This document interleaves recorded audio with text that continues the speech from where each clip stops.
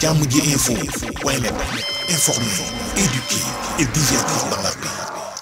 yow mu bëgg a jot xibaar yu sell te woo waaye itam bu ànd ak njàngalee ak xel mu dal ak jàmm gaawal gaaw abonné suñu compte YouTube bi nga xam ne moo di jàmm ji info. mbokk yi man El Hadj Abou Bilal Koutia du ma rate benn yoon jàmm ji info xibaaru banlieue bi ak xibaaru Sénégal su ma ci bëggee xam lu ma leer damay dem tàppe cliquer abonné ci jàmm ji info daal nopp dalutina ci jàmm la nopp dalutina ci jàmm bët gis jàmm nopp dégg jàmm gémmiñ wax jàmm ci jàmm ji info ko koy amee abonné leen pour xam lan mooy xew ci seen réew ci jàmm fitna sax dañ koy nëbb jàmmal ko ba ñëpp am jàmm. jërë ngeen jëf mbokku téléspectateurs yi safo jàmm ji info di leen jaajëfalaat saa su ne ànd bi ngeen ànd ak suñuy programme nañ leen koy waxee rek saa su ne ngeen wéy di abonné ci compte YouTube bu jàmm ji info waaye itam di bës ci cloche de notification bu tax vidéo bu dugg ngeen koy am en temps réel la mbokku téléspectateurs yi nag tey yaakaar naa ku ñu dalal dootuñu ko présenté di MC Mass nag bu ñu ko waxee nag ñëpp xam nañ ko ci milieu rap waaye tamit ci yeneen wàll yoo xam ne dinañ koy dox ci wàllum activité ci réewum Sénégal duñ ci sori MC Mass ñoo ngi lay nuyu di la jaajëfalaat fii nga xamante rek ci plateau jàmm ji info. waaw sëñ Mountakha maa lay delloo ziar di la bëggee di la jaajëfal di nuyu waa Sénégal di nuyu Parcelles Assainies ba ma dëkk 1 ba 26 di ñaan Sénégal yàlla na fi yàlla def jàmm ak sutura ak xéewal waaw gu baawaan saayiran wa baataan jërëjëf. MC mu mel ni dañuy ñëw tey waxtaane tey ci sa domaine la ñuy dugg tey sa milieu muy milieu rap di game bi nga xamante ni gars yi ñu ci baree bari ñoo ngi ci wax mu mel ni tey dégg nañ ci diggante ki nga xamante rek mu di Ngaaka Blindé ak Akhlou Brick mu mel nii ku ci nekk Ngaaka génne na benn son waaye nag ki nga xam ne moo di Akhlou Brick ñoom it ñëw tontu ci wàllum clash balaa ñuy sori noonu dama bëgg tey ñu waxtaan ci balaa ñuy sori ci diggante rap démb ak tey ndax ni jamono ji nga xamante tey fi ngeen toll ci milieu bi ak bu démb bi est-ce que benn la. non du benn am na différence bu baax parce que classante bi amul benn njëriñ bu fekkoon ne classe bi dañ koy def mu jural leen njëriñ ñu mën ci bénéficier mais amul benn njëriñ defoon nañ ko fi amul njëriñ ñu ñëw di ko defaat amul njëriñ. te lu ci nekk dafa am temps wam instant bi fi réew mi toll yaakaar naa rappeur war nga xalaat leneen loo tal lu dul nekk fi naan dañuy clashante parce que tey bu dee dëgg rek ngay dégg message yi nga daan dégg ci rap déggatoo ko parce que rap bu tey bi ñu bëri dañ ñam mbalit lañ dootuñ ko sax déglu am na ñoo xam ne old school yi la ñuy déglu ba léegi parce que liñ soxla woon ci rap amatul fi yaa ngi gis 2011 2012 ku fi taxawoon ci rappeurs yi mouvement bu ñuy wax Y'en a marre ku ko créé woon ay rappeurs ñu taxaw xeex tey ji ba mën naa ne lu bëri ci démocratie tey rappeurs yi ñoo ko fi def tey nag bu ñu demee ba rap dootul yeete yeddaatewul ay wax yu ñàkk fayda ay wax yu kaccaw kon jëratul nit ñi di déglu rap dañuy jël def ko mbali sànni ko fële moo tax fi mu toll nii rap bi daanaka amatul njariñ boo koo waxtu mu leen rappeurs yi rabatuñ te effectivement wax nañ dëgg parce que classe bi dafa amulul njëriñ réew mi benn njëriñ su fekkoon ne tey dañ koy def benn promoteur ñëw jël benn 100 millions wala benn 50 millions tegal leen ko ci table ji boole leen ci benn stade ñu géem ku nekk am ci dara à la rigueur mais ay da ngay def vidéo tey bu subaa kee def vidéo ginnaaw suba kee def vidéo ñu yamale ko ci réseaux sociaux yi nga xamante ne yow ay sagaru weccat nga ciy am amul njëriñ su fekkoon da ngay géem da ngay def géem boo xam da lay jural xaalis nga xam da nga ci mën a jëriñu moo tax tey da ngay gis rapport boo rab ba màgget te dara du ko am parce que tey ji dara doxu ci parce que ni ñu koy doxalee dara baaxu ci parce que tey daanaka rab amatul njariñ parce que tey ji nit dof mi ngi ci kaso bi rappeur la Karim Gueye mi ngi ci kaso bi rappeur la te ban rappeur ci ñoom waxoon ci mbirum nit dof wala Karim Gueye moo ci gënoon moo ci ëppoon sens jëloon son def ko ci Karim Gueye wala jëloon son def ko ci nit dof sensibiliser waxtaan ak état bi wax ne carrément ñii suñuy mbokk lañ dañoo war a génn ci kaso bi parce que fee ñu toog di seen place loolu moo leen waroon ci askan wi benn askan baa ngi xiif askan baa ngi mar woyofal tey lu ñu ko tuddee diisal sénégalais yaa ngi bëgg a dee ndaw ñu amatuñu liggéey boo yaa ngi jël gaal gi ñii ngi dee ñi ngi egg instant bii rek maa ngi jot benn information bu ñu ma wax ne am na benn gaal bu départ Mbuur def na 15 jours ci géej gi kenn xamul fu mu nekk loolu moo ëpp importance est-ce que wax nañ ci waxuñu ci Nicaragua baa ngi ni boo yaa ngi dem te tey jeunesse bi nga xamante ni tey ñoo war a defar réew mi ñoom ñi ngi génn réew mi léegi ñi war a defar réew mi bu ñu génnee réew mi kan mooy defar réew mi waxuma la gaal mais boo moytuwul mun taxaa paan dina manqué ci réew mi paan gars yi dinañ jël paan teg ko ci géej gi joow ku nekk génn réew mi fu waaye xam jëm parce que réew mi metti na metti goo xam loolu moo gënal soxal Sénégalais yi ñu wax ci moo gën ñu nekkee seen classe yi nga xam amulul benn njëriñ réew mi. MC si wàllu game bi ngay wax ni muy wàllum rap bi ba léegi ci affaire clash bi parce que gars yi dañu dem ba benn jamono nit tey bu la waxee lii tamit boo koy tontu ci clash boobu ma la wax nga koy tontu mais wàllum clash bi lan la dafa am lu ñuy jàppalante au départ ba waral tax li ni mel kii tey xëy na mënul jàkkaarloog yow mais da koy jaarale ci côté rap bi tey ci game bi pour mën laa tontu.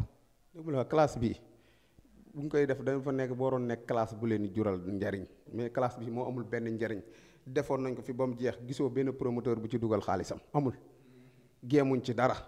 ñu ngi ko nii di defaat te yéen animateurs yi ñoom ñoo yàq rab bi lépp lu rab bi yàq ñoo ko yàq boo xoolee at yi yëpp même teet yi ngay gis. lan moo tax nga ne animateurs yi ñoo yàq rab bi. parce que même teet yi rek ngay gis tey jii demal ci banlieue bi fii ba Caaroy Géejawaay Diamaguène Parcelles Assainies Grand Yoff foo dugg da nga fay gis ay jeunes talent yoo xam dañoo mën a rab dañuy rab ba rab ginnaaw asamaan te kenn du leen xam parce que lan tey animateurs yi ñi ngi xool. da ngay am xaalis pour ñu mën la teg wala nga bëgg bokk ci benn label bu mag wala benn grand bu am doole nga xam des fois nga jaar fa mu mën la may benn 50 000 wala benn 100 000 francs loolu moo tax wala nga mën a fay xaalis pour ñu mën la teg xoolatuñ talent xoolatuñ ku mën rab ak ku mënul rab xoolatuñ son bu am njariñ ak bu amul njariñ des fois day gis nit jox leen son duñ ko teg nga wax ñun la non son bi amul qualité wala dara te xamuñ ci dara yow doo ingénieur de son doo technicien doo beatmaker simple DJ nga loolu teg son teggi son te chaque jour yaa ngi teg son yoo xam amul benn qualité da ngay gis son yoo xam sax ay day am ay fausse note te yaa ngi koy teg ba pare di tagg kooku naan dafa ay parce que dafa la fay moo tax ki ko mën foofu amul moyen mais mën na li muy def mais jàppale ko nga teg ko loxo ñëpp génn parce que tey jii boo xoolee rab bi demul fenn ñi nga gisoon ngay gis ba léegi rek ñi tourner autour du pot ñoo fi nekk tey financement yi bu ñëwee ci ñoom lay yem nekk seen gang ñoom kese animateurs yi di xool ma Samba ak ma Demba diw la ñuy invité ak diw la ñu dul invité diw la ñuy teg ak diw la ñu dul teg parce que loolu moo yàq rab bi parce que tey mu ndax li nga xam moo am importance hip hop tey jii bu ne diw neexuma dama ko teg da nga ko war a teg bu la neexul am na ñu mu neex diw safuma parce que du ma ko teg bu la saful am na ko mu saf kon kooku noonu da nga ko war a respecté boo ne mënul dara yow yaa jàpp ne mënul dara mais am na ñu jàpp ne kii mën na dara neex na leen bañ koy bàyyi xel parce que chaque jour nga dajeeg nit ci mbedd mu lan fa album bi toll gis seetaan naa sa son bi nice na wala déglu naa sa son bi nice na wala yow fi nga tegu foofu la parce que loolu lañ defatul hip hop bi tey jii dafa dee amul benn njëriñ ban rapport nga dégg muy percer niveau international fii Sénégal wax ma ci kenn suñu rab bi fii la yem Sénégal TikTok ñaari fan ñetti son ba dee keneen génnewaat beneen son ñu teg ko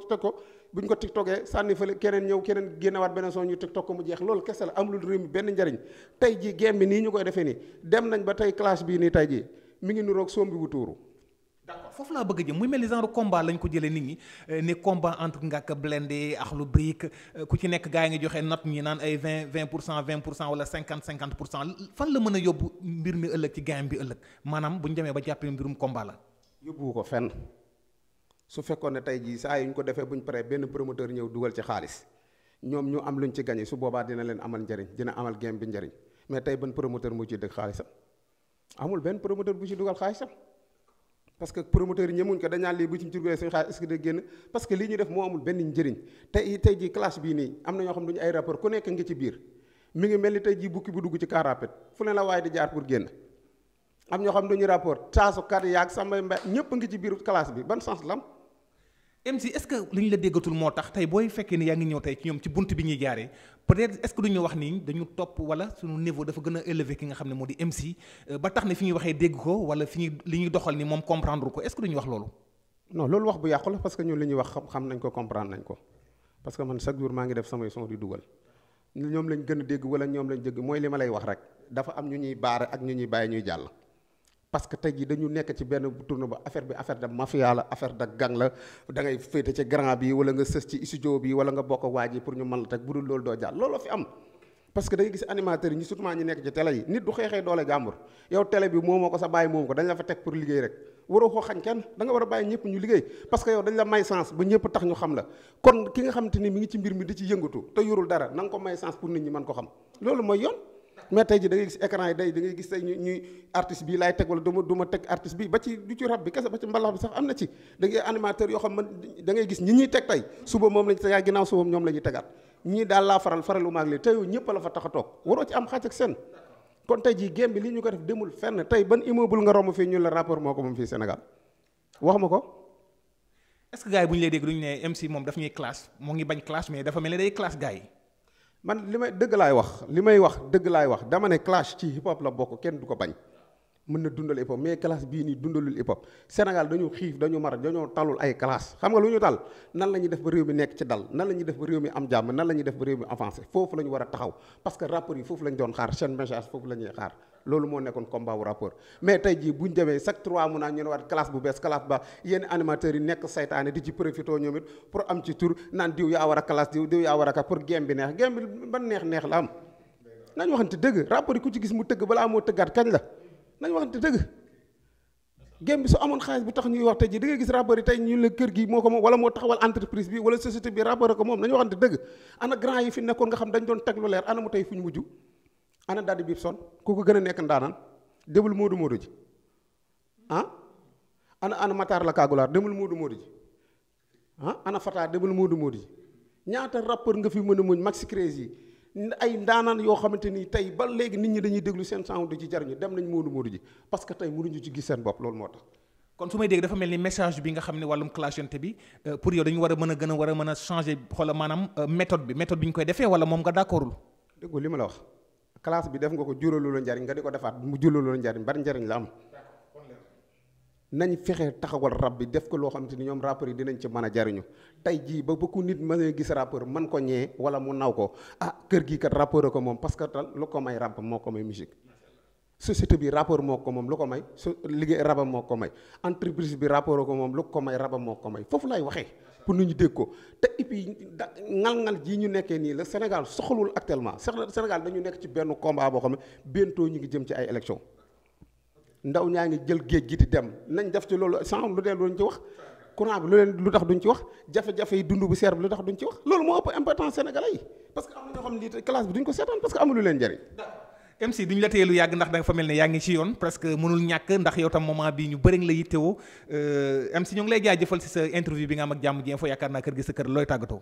waaye li may tàggatoo mooy di la bëggee di la jaajëfal di am mbégte kontaan bu baax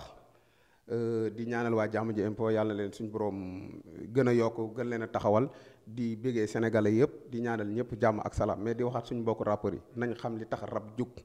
rab du ay tappaleeki karang-karang ak yooyu mën nga def son clash mën nga def son loof mais lu ci nekk dafa am temps ak heure bii du heure ay clashante nañ wax ci jafe-jafe yu nekk ci réew mii fexe suñu ndaw ñii di jaar ci géej gi ñun ñoo leen a sensibiliser bañ bàyyi géej gi ñii jaar ci Nicaragua bi la même chose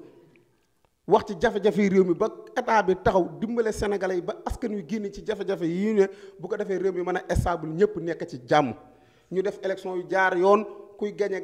ñi gañe wul xam ne muñ ànd ak moom ñu liggéey réew mi nekk jàmm wasalaam ñoo ngi jégalu ñëpp jaa ngeen jëf. jërëjëf mbokku téléspectateurs yi santaat nañ ko bu baax muy MC Mass ñu di ko sant ci interview bi nga xam ne may nañu ko rek muy son bi nga xamante Ngaaka génne woon na ko fi Ngaaka Blindé ak Akhlou Brick mu indoon ci nag ak analyse am nag mu nekk analyse nga xamante ne nag ku ci nekk ni mu ko waxee noo ko jàngatee ku nekk ni nga ko gisee ñu di ko jaajëfalaat bu baax mbokku téléspectateurs yi di leen jox dig daje ba beneen yoon. Jàmm ji Info point net informer, éduquer et divertir dans la paix. yow mu bëgg a jot xibaar yu sell te woo waaye itam bu ànd ak njàngalee ak xel mu dal ak jàmm gaawal gaaw abonné suñu compte YouTube bii nga xam ne moo di Jàmm ji Info. mbokk yi man El Hadj Abou Bilal Koutia du ma rate benn yoon Jàmm ji Info xibaaru banlieue bi ak xibaaru Sénégal su ma ci bëggee xam lu ma leer damay dem tàppe cliquer abonné ci Jàmm ji Info Jàmm ji Info daal nopp dalutina ci jàmm la. nopp dalatina ci jàmm bët gis jàmm nopp dégg jàmm gémmiñ wax jàmm ci Jàmm ji Info nga koy amee abonné leen pour xam lan mooy xew ci seen réew ci jàmm fitna sax dañ koy nëbb jàmmal ko ba ñëpp am jàmm